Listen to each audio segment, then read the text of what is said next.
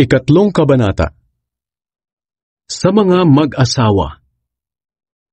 Kayong mga babae, magpasakop kayo sa asawa ninyo, upang kung ang asawa ninyo'y hindi pa naniniwala sa salita ng Diyos, maaaring madalan niyo sila sa Panginoon sa pamamagitan ng mabuti ninyong pag-uugali kahit na hindi kayo magsalita, sapagkat nakikita nilang may takot kayo sa Diyos at malinis ang pamumuhay ninyo. Kung gusto ninyong maging maganda, huwag sa panlabas lang tulad ng pag-aayos nyo ng buhok na nilalagyan ng mamahaling alahas at pagsusuot ng mamahaling damit. Sa halip, pagandahin ninyo ang inyong kalooban, ang mabuting pag-uugali na hindi nagbabago. Maging mahinhin kayo at maging mabait. Ito ang mahalaga sa paningin ng Diyos, at ito ang ginagawa ng mga babaeng banal noong unang panahon. Nagpapaganda sila sa pamamagitan ng pagpapasakop nila sa kanilang asawa. Katulad ni Sarah, sinunod niya si Abraham at tinawag pa niyang Panginoon. Mga anak na kayo ni Sarah, kaya dapat matuwid ang ginagawa niyo at huwag kayong matakot sa kahit anuman. Kayo namang mga lalaki, pakisamahan ninyong mabuti ang inyong asawa, dahil ito ang nararapat bilang isang Kristiyano. Higalang niyo sila bilang mga babaeng mas mahina kaysa sa inyo, dahil binigyan din sila ng Diyos ng buhay na walang hanggan katulad ninyo. Kapag ginawa niyo ito, sasagutin ng Diyos ang mga panalangin ninyo.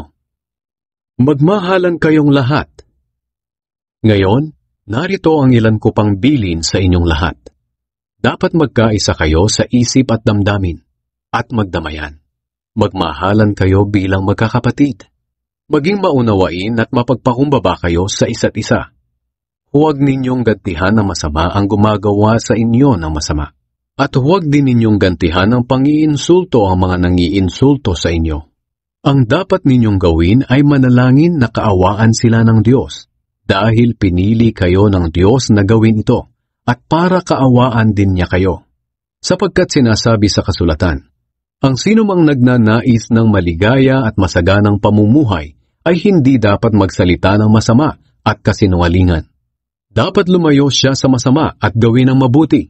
Pagsikapan niyang kamtin ang kapayapaan, sapagkat iniingatan ng Panginoon ang matuwid, at sinasagot niya ang mga panalangin nila.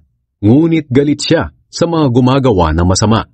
Sino ang gagawa ng masama sa inyo kung laging mabuti ang ginagawa niyo? Pero kung usigin kayo dahil sa kabutihang ginagawa niyo, mapalad kayo. Huwag kayong matakot o mag-alala sa anumang gawin nila sa inyo. Alalahanin niyo na si Kristo ang dapat ninyong parangalan at sundin. Dapat lagi kayong handang magpaliwanag sa sinumang magtatanong sa inyo tungkol sa pag-asa ninyo. At maging mahinahon at magalang kayo sa inyong pagsagot. Tiyakin ninyong laging malinis ang inyong konsensya para mapahiya ang mga taong minamasama ang mabubuti ninyong gawa bilang mga tagasunod ni Kristo. Mas mabuti pang magtiis kayo ng hirap dahil sa paggawa ng mabuti, kung ito talaga ang kalooban ng Diyos, kaysa sa magtiis kayo ng hirap dahil sa paggawa ng masama. Sapagkat si Kristo nga'y pinatay kahit wala siyang nagawang masama, at minsan lang siya namatay para mapatawad ang mga kasalanan natin. Siya na walang kasalanan ay pinatay alang-alang sa atin na mga makasalanan, para madala niya tayo sa Diyos. Pinatay siya sa laman, pero binuhay siya sa espiritu. At sa kalagayan niyang espiritual, nangaral siya kahit sa mga espiritu ng mga taong nakabilanggo na hindi sumunod sa Diyos noong panahon ni Noe. Sa panahong iyon, matiyagang hinintay ng Diyos ang pagsampalataya nila sa Kanya habang ginagawa ang barko.